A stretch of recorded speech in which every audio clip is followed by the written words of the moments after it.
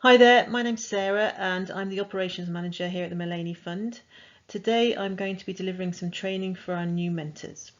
Hopefully you're here because you volunteered your services as a mentor on our Mullany e-mentoring project, so the first thing I need to do is say a very big thank you. We work with some amazing young people here at the Mullany Fund and I've seen firsthand the genuinely positive impact that an effective mentoring relationship can have on a young person. And without volunteers like yourself, it simply wouldn't be possible for us to support the young people that we do. So thank you very much indeed. To begin with, I'd like to give you a brief overview of what we do and who we are here at the Mullany Fund so that you're able to get a bit of perspective about you and your role as a mentor on one of our projects. So the Mullany Fund was established back in 2008 and our overall objective is to ensure that every young person is provided with the opportunity to access a career within the life sciences or STEM sector, regardless of background. Through our projects, we seek to directly challenge the barriers that many young people face in accessing career and training routes into life sciences or STEM sectors by providing information, advice and guidance, as well as positive role models such as yourself and insights into potential professions. We engage with young people aged 14 to 19, currently across 7 local authority areas in South Wales, and we've been very lucky to be supported by a variety of funders, which means that all our services remain completely free for schools and the young people who access them. So at the Mullany Fund, all our work is founded on our 4 main aims. First, to encourage awareness of the different careers within life sciences, healthcare and science professions. Second, to promote aspirations towards those professions. Third, to increase the motivation and confidence of our service users. And fourth, to expand our service users' knowledge and understanding of their options for employment and training routes into these careers.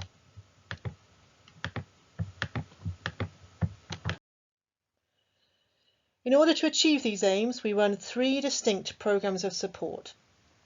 Mullany e-mentoring, which is our main project and what our training is based on today.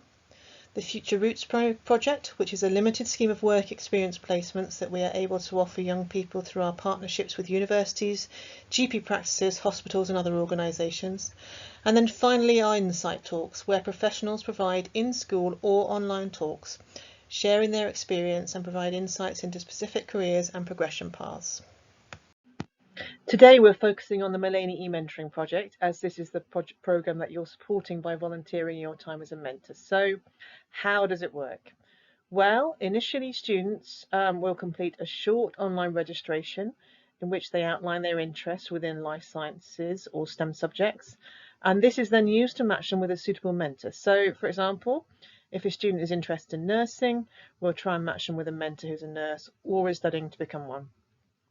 Sometimes when demand is very high, we might not always be able to directly match a student based on their interests with a mentor. So it's perfectly possible you may get a student who's not directly seeking to progress within your specific career. But from experience, we know that this is okay, and there's still a great deal of useful information and impact that can be had from the conversations during the session. Mentoring sessions will last from between 8 to 10 weeks, with 3 throughout the academic year. And each week, students and mentors will receive recommended weekly themes of support designed to promote engagement and useful discussion. However, the topic of conversation and areas of support are really service user-led and dependent on the direction the mentor and the student decide to take. All of our mentoring takes place on our secure bilingual online mentoring platform, Mentora, meaning you won't have to meet your student in person. And this really is just one example of how we ensure everybody's safety and well-being, which we'll go into later. Additionally, all messages that they send and you send are moderated through the site before being sent, and no personal identifying information is exchanged between the mentor and the student. Again, this allows us to keep our mentors safe and our students safe, while at the same time promoting the growth of useful conversations. Just an extra point, responding to feedback from previous sessions, we've been asked if we could send out what a student-mentor conversation would look like.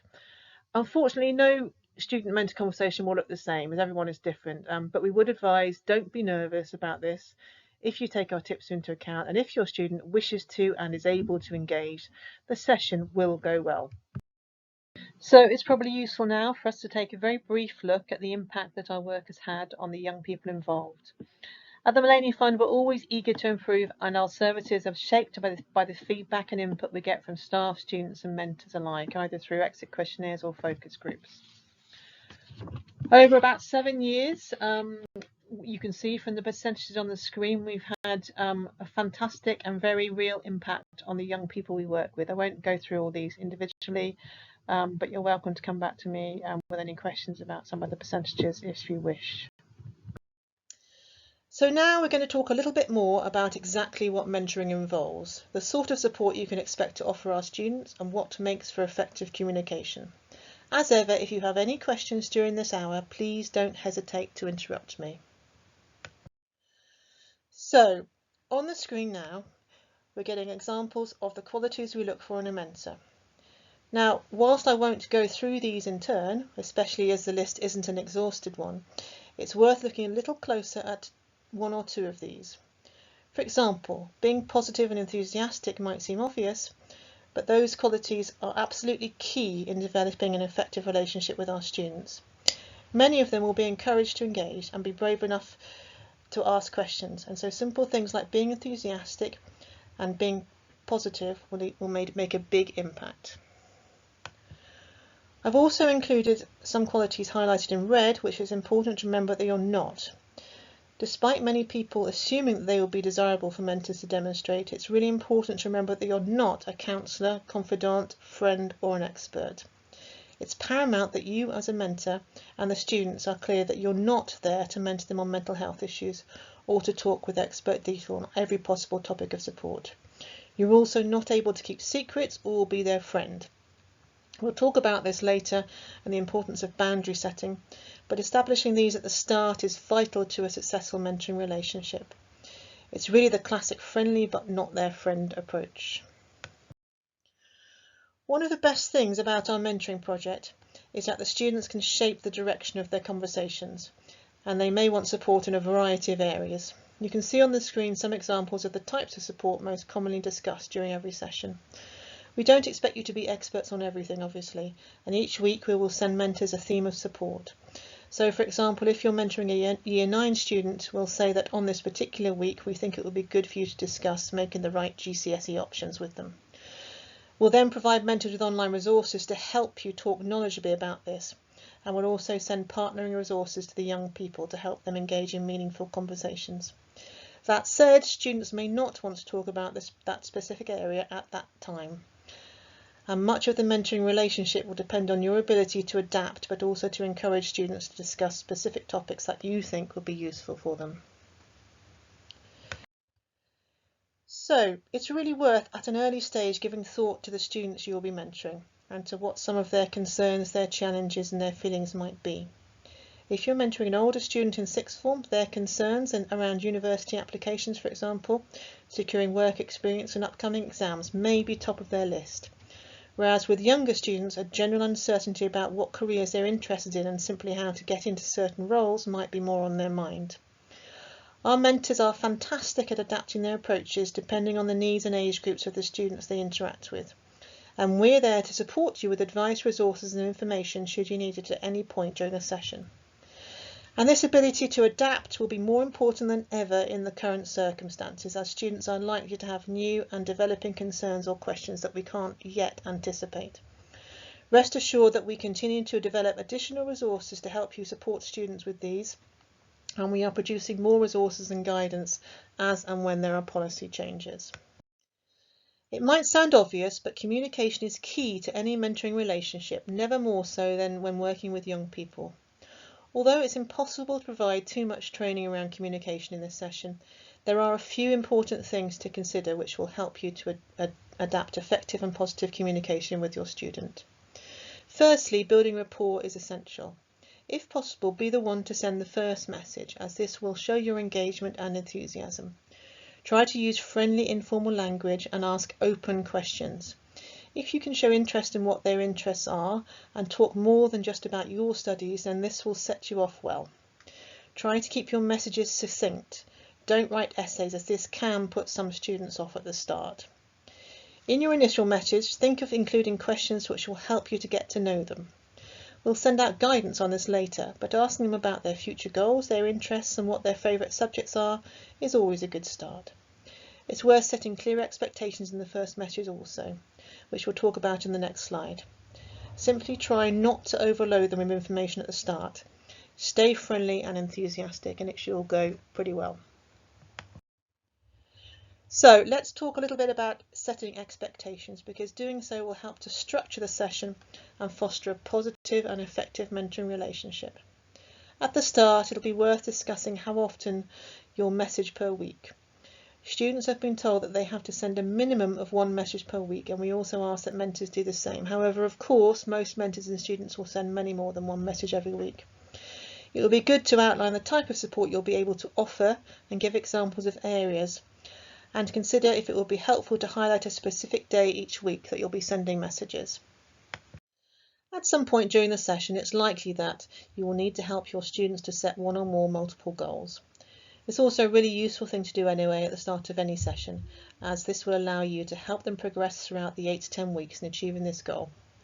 So if a student decides that their goal is, for example, to become a doctor, then try to deconstruct this goal into more manageable targets.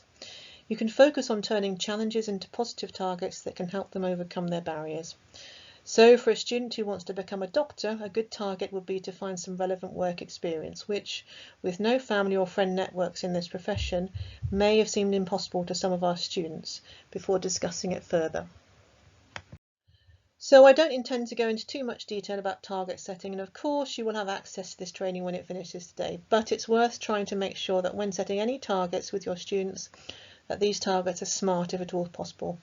I'm sure most of you will understand what a SMART target is, as you've probably gone through it in your studies, etc., etc. Essentially, it's a way of ensuring that the target is structured and possible to achieve. So to reinforce what makes a SMART target not a SMART target, we've got 2 examples on the screen. As you can see, the first is I want to get some work experience next month by sending 12 placement applications off every week so that I can gain experience in my chosen career. It probably won't surprise you to know that this is not a SMART target, and essentially it's not a SMART target because it's not specific enough. It's very general. What kind of work experience are they trying to get? And it's also not particularly achievable. It doesn't seem realistic to expect a child to make 12 applications every week. So that's not a SMART target. The second one then, I want to have finished my UCAS personal statement by the end of the mentoring project. I will aim to have sent my mentor 2 drafts for feedback. Again, it probably won't surprise you to know this is a SMART target, and it's a SMART target because it ticks every box. It's specific enough, it's talking about writing a personal statement, it's measurable as we can judge whether they have written that personal statement. It seems realistic to expect them to have drafted 2 versions in the 10-week period of the session. It's obviously relevant to their long-term goals, and it's time-based, so this is a SMART target.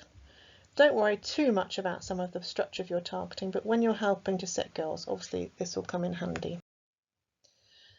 And now we're going to move on to an important element of our training, safeguarding. And as with any project working with children and young people, safeguarding is our first priority, and as mentors it will be your responsibility to help us to ensure the self-safeguarding and well-being of all our users.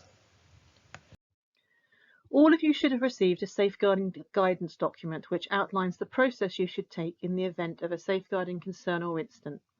If you haven't received this, it's really important you let us know, so please do let me know at the end and we can resend the document.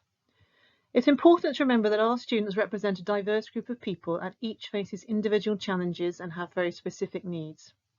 Now, as mentors and staff at the charity, we must always consider the well-being of our students. And although it's unlikely you will face any issues, it is clearly better to be prepared. Your role is relatively simple as a mentor in this regard. You should stay vigilant but don't panic or try to investigate too much.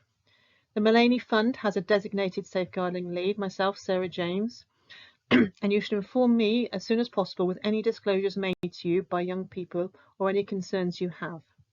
It's not your responsibility as a mentor to decide on whether a child's disclosure warrants a response. You must simply pass on the information. In order to ensure the well-being of our students, and of course you as mentors, it's important that we think about boundaries. and developing and maintaining them is really key to your conversations. Importantly, you should emphasize what you're there to support with and make it clear that the mentoring platform is where all communication should take place. We want to make it as easy as possible for our mentors, and so we do have very clear positions on boundaries. They are that all contact should be limited to the mentoring platform mentor only and will cease as soon as the session ends. That's not to say we can't send a message for you via email at the end of the session if you've missed the last week or something, but you won't have any direct contact after the mentoring session ends. We also say that no personal information at all should be communicated. So this includes telephone numbers, email addresses, photos, or other identifiable characteristics. There has been some confusion recently because we've had some mentors who've kindly wanted to set up work experience placements and wanted to pass on their personal email addresses to enable this to take place. We can't do this, I'm afraid, for anybody, but if you would like to do this, we can pass on contact details for a work experience organisation to the student for you. The platform only includes your first name for similar reasons, and we also say that mentors should never connect or accept attempts to connect with students on social media platforms. It's really as simple as that and ensures that everyone remains as safe as possible. As part of safeguarding, we must consider abuse and indicators of abuse. And although it's highly unlikely that you will be required to deal with any indicators of abuse, it is helpful to be aware of its existence so that you can be vigilant for signs. Now, there are many types of abuse, and not all look like we might expect. Broadly, abuse can fall into the following categories of domestic, sexual, neglect, online, physical, and emotional. But most relevant to you will be to consider some of the online indicators of abuse that you may well see in your interactions with young people. One of the first online indicators is an explicit disclosure where a young person directly says that they are being abused. Now, this is the most unlikely type of indicator, but it's something to be aware could happen. Other indicators of abuse can be where students are describing unhealthy relationships or unsuitable living conditions.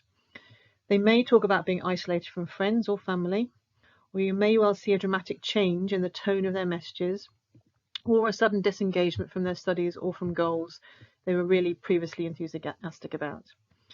Now, this list is designed as a guidance only, and it's not exhaustive by any means.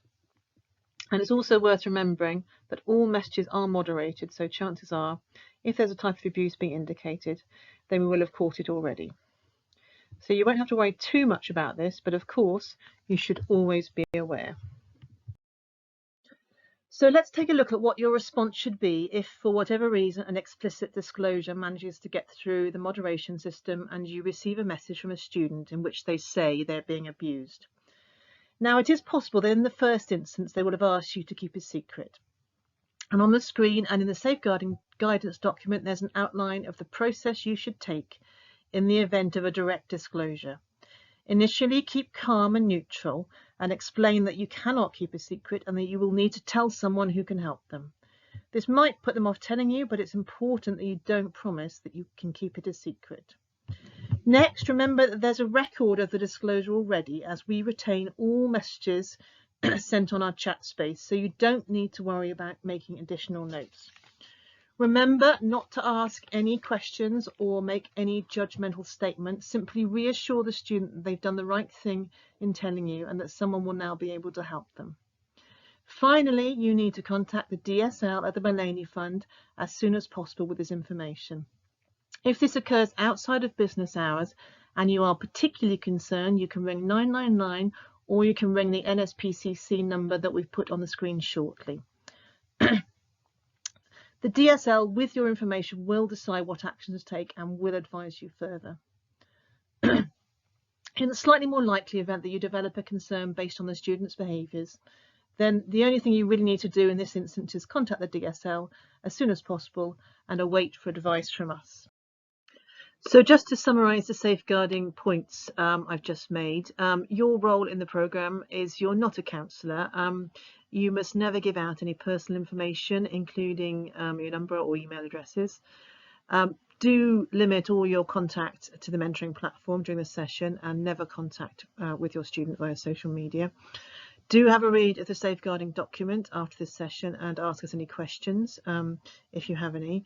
There is support available, although it's unlikely you're going to face any issues. Obviously, the first point is the platform moderation. We also have our designated safeguarding lead and the safeguarding document, which you can refer to if you need to. The DSL can be contacted during office hours.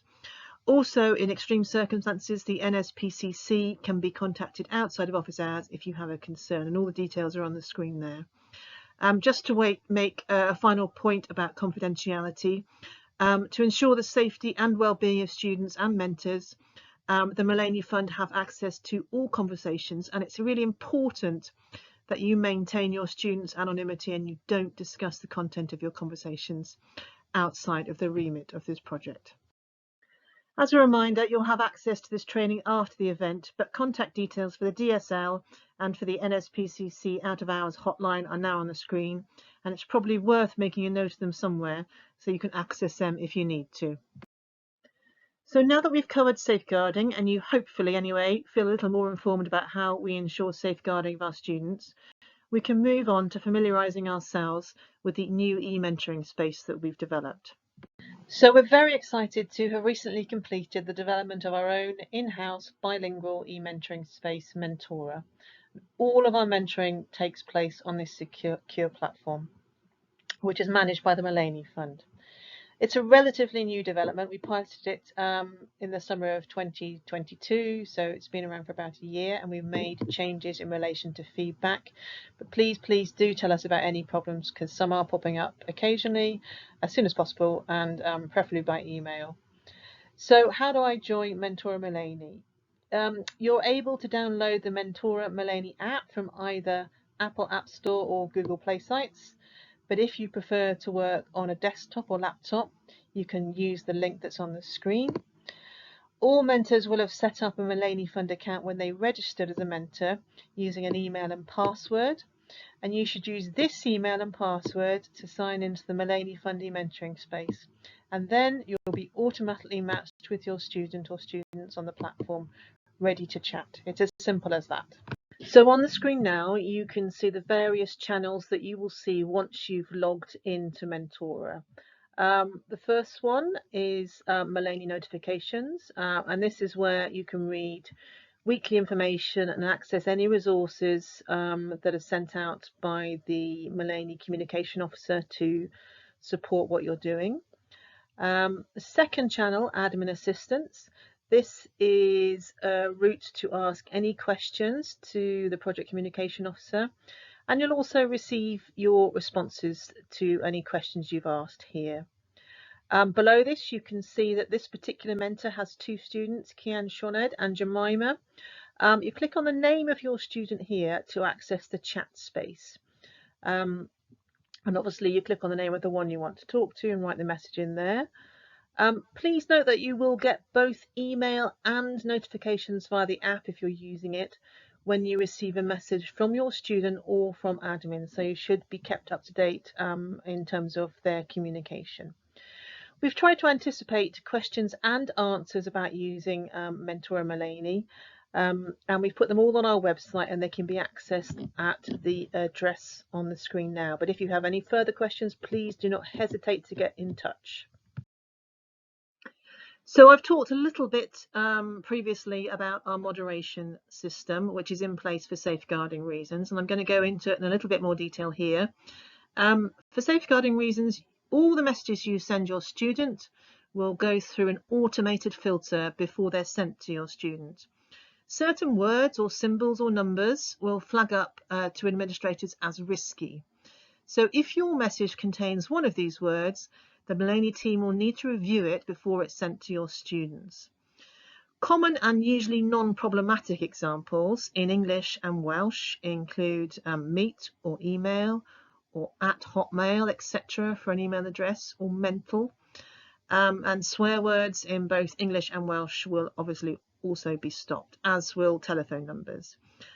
All attachments will enter into moderation as well as all links, just so we can check them over and check there's nothing which is going to cause a problem.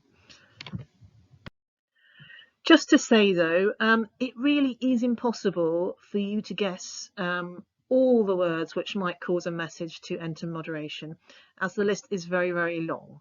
So please don't worry too much about it. The admin team put through non-problematic messages to your students really as soon as possible. And obviously you will be informed if your message needs to be modified. Although the admin team do have the power to modify your original message, i.e. take out a telephone number to speed things up a little bit. Please don't worry also if you put something in which ultimately you just forget that you shouldn't do, you shouldn't have done, because everybody does that. We're all very busy and our minds wander sometimes, so please don't worry about that. We'll sort it out as quickly as possible.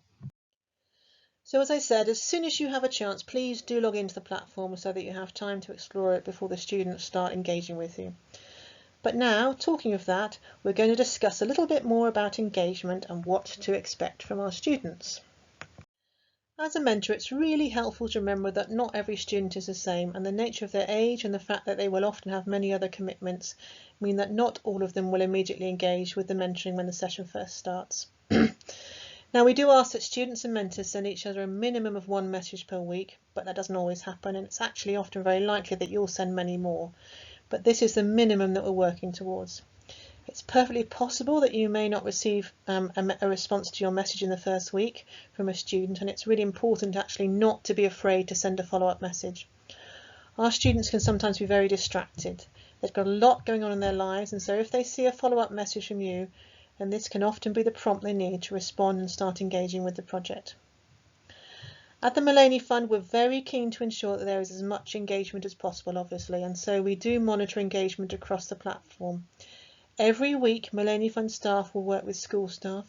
We send them engagement reports of who from their school have sent messages and who haven't. Equally, you can see if a student has sent a message and a mentor hasn't responded. Now, we understand that you can be very busy, but if that message goes days without a response, it can be quite off-putting and disheartening for the student. So you may well get a message from a Mullany Fund staff member just saying, oh, by the way, we're not sure if you've seen this, but there's a message from your student. Could you possibly respond when you have a spare 5 minutes? Of course, if you've got any problems or concerns with engagement, then absolutely contact us through the support channel so that we can give you some advice and guidance if at all possible. There are some common problems. Sometimes students simply don't respond. They sign up, they log in, and then they decide they just don't want to do it. This happens rarely, but it does happen, and it obviously can be quite disheartening for a mentor because we know that you've given up your time and are eager to engage with a young person. And it can be quite frustrating. It's really nothing that you have done. It just sometimes happens. Similarly, and probably equally disheartening, sometimes students respond with very short messages. This tends to be because they're quite shy. It tends to be because they don't know how to interact with someone who's older than them and who is in a profession they might know very little about. It's okay to encourage them, to ask them more open questions, to send a couple of longer messages back and only receive short messages in return. It's nothing you're doing wrong. It's only that sometimes some students take a while to fully engage with our project, and they are almost certainly still getting a great deal of benefit from your interaction regardless of how short their messages are. Thankfully, engagement across the board seems to be really good, and it's normally a really rewarding relationship for both student and mentor. As I said, sometimes it's possible the student doesn't engage in the way we would like, and if you've ever got any concerns about that or queries about how you can engage them further, then please do contact us, because we're very used to these sorts of questions and can often do something and provide some advice to help you out. We're now coming to the end of the training session for today, so I hope you found it useful. Appearing on the screen, we've got some important do's and don'ts for the project. I don't intend to go through each one, you can do that for yourself, but essentially please make sure that you take the initiative and enthusiastically engage with your students to promote useful conversations. Your experiences will be hugely beneficial and inspirational to our young people, so don't be afraid to use them. Even if you're talking to a student who isn't directly looking to progress in the career that is yours, you can still be incredibly inspiring and promote aspirations and confidence within that person. Log in and keep contact regular and consistent, and always make use of the support channel should you need to talk to us. Remember never to divulge any personal details, to always be aware of safeguarding and try not to expect lengthy prose by way of response to your questions. We are, after all, dealing with teenagers. We know that mentoring has a very real impact on the young people who use our services, and we are so grateful for the time and effort that each and every one of our mentors contributes to our project. Without you, your experiences and inspiring journeys, we simply wouldn't be able to improve aspirations, raise awareness and increase the confidence of young people we work with. So a massive thank you from all of us at the Mullany Fund, and we hope you enjoy it as much as previous mentors have. So that's the end of the training session. Please do feel free to exit the window now if you have no further questions, but if anyone does, just turn your mic on and ask away. Thank you. Enjoy the mentoring session and the best of luck.